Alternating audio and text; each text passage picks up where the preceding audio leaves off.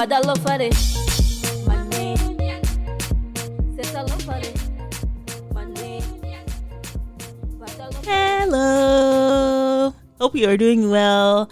So if you're in Canada and you so happen to be off tomorrow, we hope you have the time to rest, to relax as you celebrate Canada Day with those you care about. Woot! Man, you see me being very classy and you just like, choo-choo, are you a train? Woot! Alrighty then. Since that's all you've got, we'll leave that alone and jump right into what we have. Today, we have Liberia in our kitchen, and our Liberian dish is fried cabbage. Yummy, yummy, yummy fried cabbage. Okay, guys, so we're 1 minute in, and we already know that Yemi enjoyed the food. So now this episode is over. We can all go home. No. Okay, sorry. Anyway, we'll start with our proverb, and it goes like this. Not because you know how to cry means you must be at every funeral. I personally love this proverb, and not just because it makes me think of career mourners at funerals, which really grinds my gears. If you're not familiar with it, that's a thing. In some cultures, an example is mine. It is not uncommon to see that people, I don't know if they're necessarily paid to cry. Some people are paid to cry at funerals. Personally, I have a problem with that, but that's just me. Yeah, it actually reminds me of a saying that I read recently, and it was in the midst of a YouTube feud. And the saying was, just because someone invites you to a pity party does not mean you have to attend. I know, right? To me, it's all about picking your battles and then managing your emotional bandwidth within that, right? That makes sense. All right, let's talk a little bit about Liberia. The official name is the Republic of Liberia. Liberia has a pretty unique story compared to most of Africa. The Republic of Liberia started as a settlement of the American Colonization Society in a land that also had indigenous Africans from the Kru and Grebo tribes. To be honest, the indigenous people and the settlers did not get along, but that's a different story, and you can read up on it a little more if you want to. In the first half of the 19th century, a combination of freed slaves, free-born people of color, and Afro-Caribbean people moved from the Americas and settled in present-day Liberia, along with the indigenous people who were already there. Naturally, they brought their cultures and their traditions with them, and elements of Liberian cuisine today share a lot of similarities with American Southern cuisine. Liberia declared its independence in 1847. The result of this is that Liberia is Africa's oldest modern republic and was never colonized during the scramble for Africa, which was when European countries divided the continent among themselves and colonized them. Yeah. You don't sound bitter. Anyway, Liberia is located in West Africa. It is bordered by Sierra Leone to the northwest, Guinea to the north, Cote d'Ivoire to the east, and the Atlantic Ocean to the south and southwest. The capital city is Monrovia. Liberia has a population of 5 million people. Just before we get into the food, we'd love to let you know you can support the show by buying us virtual coffee, sponsoring ingredients, or shopping through the affiliate links on our website. I mean, you don't have to break into a smile every time we mention the word coffee. It's virtual coffee. Nobody's really walking up to buy you a cup. I guess, but I really like coffee. Sure. The relevant links are in the show notes, on our social media pages, and on the blog. So back to Liberian cuisine. Liberian cuisine is a mix of West African indigenous foods and American Southern food. Like we said before, the American influence came from returnees from the Americas after the slave trade. Rice is a staple in Liberia and can be even ground into flour and used to make rice bread, which is bread made from rice flour, plantain, eggs, and some other ingredients. Another major staple is cassava, and it is eaten in different forms as fufu. And if you've listened to our podcast before, you may be familiar with fufu. I almost feel like we've mentioned fufu in every single episode. It is. Actually, it's kind of the unifying force. The funny thing is, I don't even eat it that often. There's also dumboy, which is a similar concept to fufu, except that unlike fufu, dumboy is not fermented. You just boil and pound the cassava and you eat it with soup. Then there's GB, so letter G, letter B. GB is also pounded cassava, but it isn't as smooth as dumboy. You can typically have it with okra, which is a vegetable also known as ladyfingers. And when you have okra and GB, in that context, the okra soup is called GB medicine, which I thought was really funny. That was actually very funny. Me, I was already laughing on the inside at Dumb Boy, but I'm hoping that's how you say it. Dumb I'm boy. like, maybe it was named after some. Okay, let me not go there, but you know, We're so juvenile. when you guys see the spelling, you'll get where my brain was going. There are some other dishes you may have heard of if you listen to our podcast often. I mean, you have cassava leaf soup that we tried in Congo Brazzaville, or palava sauce, which we mentioned in Ghana. There's also peanut soup, but this version can have okra and potatoes in it. Interesting. Anyway, there's palm butter soup, and we tried a version of this in the DRC. But this version also has okra in it. Like, why do we just randomly put okra inside things? Like, I'm not understanding. I guess if you cut it instead of grate it, it's not like drawing, you know, but... Yeah. Oh, no, there's even jollof rice. So I was reading this book by this guy that has, I think he's a consultant in Nigeria. And he talked about how sometimes culture is not fully, I don't know what the right word is. Almost like you transpose something onto another people, or you don't really do your research properly. And he said he was on a flight from, I think, the US to Nigeria or something like that. And they had made jollof rice. And I guess the population of people on the plane was predominantly Nigerian. So they were trying to basically, you know, serve a dish that is in line with the culture of Nigeria.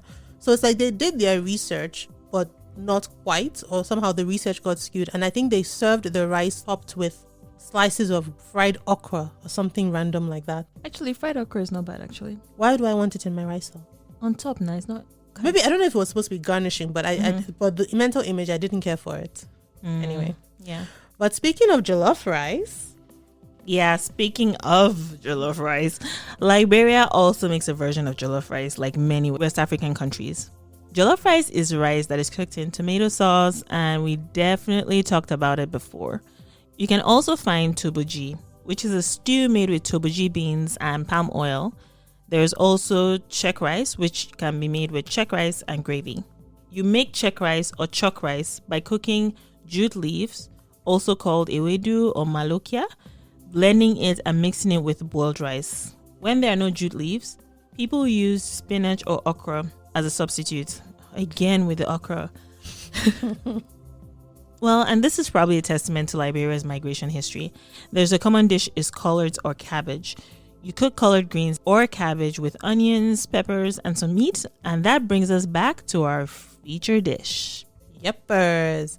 So let's get into the cabbage. I saw it called fried cabbage. I saw it called Liberian cabbage, and I saw it called just cabbage. So we're calling it cabbage, but it's a special Liberian cabbage. At this point, I want to send a special shout out to Auntie Angie for coming through with a recipe for me. She's from Liberia, and she's the mother of one of my oldest and dearest friends, but I've also adopted her as my auntie. Auntie, your food is very sweet. It's very sweet, Auntie. I basically combined the recipe she sent with the instructions she sent. So she had she found a recipe that came close to how she makes it, and then she added her own stuff. The one thing she said was that sometimes she might add carrots or greens to hers, but yours truly brought out the carrots and then promptly forgot to use them. So yeah. Okay, I'll report you. Just give me Auntie Angie's number. Okay. I've already reported myself, sorry. Okay, good. So even though the cabbage starts off being fried, the cabbage pretty much looks like steamed cabbage, but steamed cabbage that has its life together. The cabbage is slightly translucent. And the picture will show it paired with meat. It could be translucent, but also it could look kind of brownish. And depending, I guess, on how much you fry it, it could be darker than that. Yeah. So to make the cabbage, so you need cabbage, onions, Scotch bonnet pepper, a little bit of tomato paste, oil, salt, and your meats. Now, the recipe that we used showed the person making it cooking the meat from scratch. I already had some cooked meats that I wanted to use.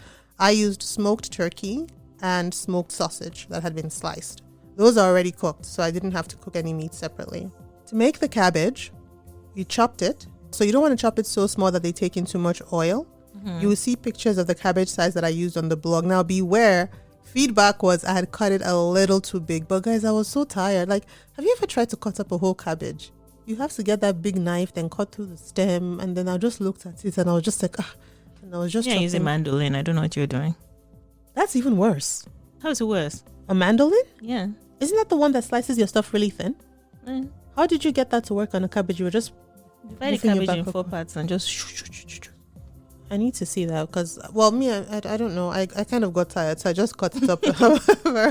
So you cut up your cabbage and then you heat up the oil. You fry it in the oil. Now, the thing is, cabbage is very bulky, right? But then with time, it wilts with the heat. So what you might want to do to get it all to fit in your pot is to fry it bit by bit. I'm sorry, when I say fry it bit by bit, I don't mean like you fry some and you take it out. You just keep adding as the cabbage continues to wilt. You keep adding more and more until you have all the cabbage into the pot, and then you turn it so that the oil kind of coats everything, right? Then after I did that, I added the onion and pepper mix. So I had blended the onions and the peppers together. I put that in, and then 1 tablespoon of tomato paste. I think the tomato paste is actually optional. Some people use like a whole can, like a small can, but I only used 1 tablespoon because Auntie Angie said, well, she doesn't use a lot of it. It's not a stew. So she prefers it with little tomato paste. And of course, the other thing with tomato paste is I think if I had used a lot more, it would have been a bit of a sharper taste. Yeah, so just 1 tablespoon of tomato paste. Yeah, if you're using raw meat, you want to cook it on the side. I used smoked meat, so I didn't need any additional cooking. And then I added them last. I would say the whole cooking process took about 40 minutes, but it will vary depending on the size of your cabbage. Once I had gotten the cabbage kind of all wilted, all of it into the pot, the rest of the process took about 25 minutes. If you're going to choose to add carrots and greens at some point, depending on how crunchy you like your carrots, I would say maybe once the cabbage is wilted, maybe add the carrots then. So the question is, Timmy, how much did you like this? Yeah, because you already know I like it. You know how when you were describing it, you said it's like cabbage that had its life together? Yes. So me, as I was eating it, it felt like my own life was bonding and jamming together. Literally, it's like I was like the cabbage was bonding my life. I don't understand. Like you and the cabbage were bound? No, you know how you're eating something and all your the cabbage sorrows was bringing your life together. Yeah, it felt like all my sorrows were falling away. You know, Liberia, you have a fan. You have honestly, a very big fan here. It kind of felt like as I was eating it, you know, chop life and forget your sorrows. You know? It was so flavorful. It was so delicious. Oh God, have mercy. It was peppery but sweet, but also because the cabbage absorbed the flavor of what's around it. Every bite felt like you were eating the delicious turkey because Ijoma used turkey. So every bite felt like you were eating turkey again and again and again and again. Oh, it was so good. Wow. Lord. So basically, I mean, if you have steamed or fried cabbage, that's the consistency. That's kind of how it is. But this one, yeah, it's in fact, it's like the cabbage was used as a binding agent to bind all my sorrows and throw them into the sea. So when life gives you lemons, you eat cabbage? Yes, Liberian. Okay, not just any cabbage. Not just anyone. Liberian cabbage. Okay. Liberian cabbage. Fried cabbage. Okay. This is so good. It's really good. Super straightforward, simple, and it's light. So you don't feel like, you know, a little hippo when you're done. No, because it's cabbage, right? Yeah, and it's like, oh my God. So basically, normally, when Ijoma prepares food, she usually gives me enough to last like 2 meals. Usually the first time I'll taste it, I don't taste it again. But this one, the baby girl, whoa. As I was watching Judge Judy, I sat down and I whacked the whole thing.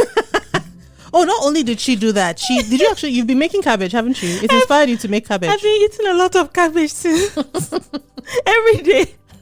I've just been eating cabbage. Please, Liberia, come and carry this girl and give her a passport. In fact, I'll follow you. Please. Just point in the general direction. I'll follow. It's like they use this. You know, it's when it's useful to use your Mumu button. Oh, touch and follow. So basically, Mumu button or touch and follow is when it's generally referred to as when you have like a younger girl or someone, or, you know, anyway, people dating each other, and then one person can just do something, and no matter how angry or whatever, you've hit their soft spot. Basically, you've hit their soft spot so much so that they do whatever you want, you know, and just kind of follow you to the end of the earth. So, Liberia, applause.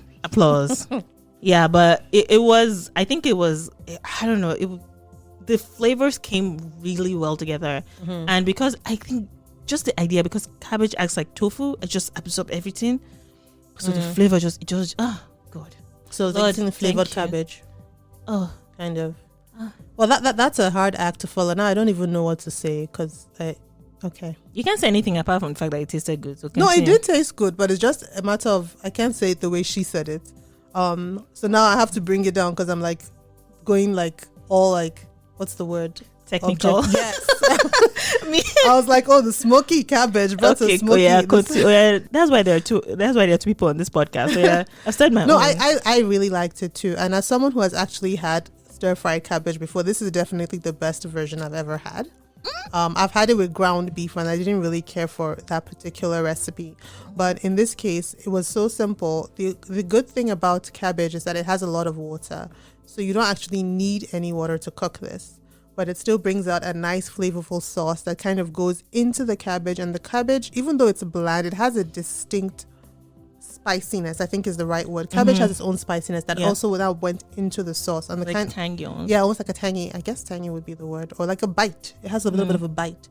And those flavors kind of melded together. In terms of the texture of the cabbage, the cooking time I liked because it wasn't too soft for me. It wasn't too crispy.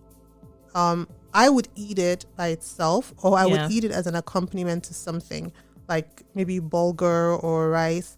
Although Auntie Angie did say it's served often with fried plantain. Oh, I had it by itself. Like No, you can definitely. I'm okay. Embarrassing story. Like this is how much. When I was done, I actually, you know how you can use your finger and lick the bowl. Oh my God! God! I'm not kidding.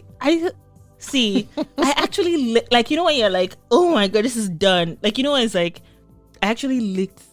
I'm telling you. That was a lot of cabbage to eat in one sitting, no? I'm thinking about it now. I guess all you ate was cabbage. That's all I ate. Okay, like, yeah. You know, I mean, I feel like you're challenging me. I'm sorry, I'm not trying to food shame you or anything like that. No. But I was just imagining. No, but it was really good, and cabbage is healthy too. So See, healthy and delicious. no, it was really good. Typically, whatever you use for this kind of cabbage, often it is smoked, and I think that's a very good idea. Yeah. It's a flavor that I think I would keep. I wouldn't make it with anything else more comfortably with anything, but it has to be smoked. Yeah. Smoked chicken, smoked turkey. I don't like smoked fish, but I guess if you made it with smoked fish, that would work. That too. smokiness actually adds that final oomph. Yeah. Okay. So there you have it, friends. This one is easy to make with ingredients you can easily find. And it's kind of healthy too if you don't use too much oil. Cabbage has a lot of water, so it probably wouldn't be very dry even if you use a little oil. In my mind, this could pass as a warm salad even. And if you want to get your kids to eat more vegetables, Yeah. trust me, it was good. You're saying get your kids to eat vegetables. What do you say about people like me that don't even like vegetables? I'm the one lining up there with the children talking about, I don't want to eat these vegetables. So this is a good way for me to eat some vegetables. Liberia, you guys, you have a winner here. So good. I don't even think she's speaking English anymore because I didn't hear what she said. But okay. Words. Liberia, she Words. loves you. Words and more words. Okay, so you guys, I need to go and check on Yemi after whatever it was that she said. She said that nobody understands. So good. Thanks for listening, and we will see you again soon.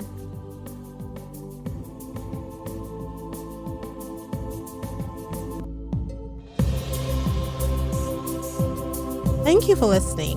While the podcast airs every 2 weeks, we have a backlog of episodes just waiting for you to enjoy. The show is a collaboration between Tunuka Media and 234 Pantry. Africa in My Kitchen is produced by Tunuka Media and co-hosted with 234 Pantry. So while on Instagram, visit both Tunuka Media and 234 Pantry. With Tunuka Media, you'll find out about more shows produced which aren't necessarily food related, while on 234 Pantry, you will get more food related content. For example, Tunuka Media also produces another show called Overlooked, which I host. All the links with the relevant information to connect with us are located in the show notes. Like, subscribe, and share within your community. We'd also really love for you to give the show a high rating wherever you enjoy your podcasts.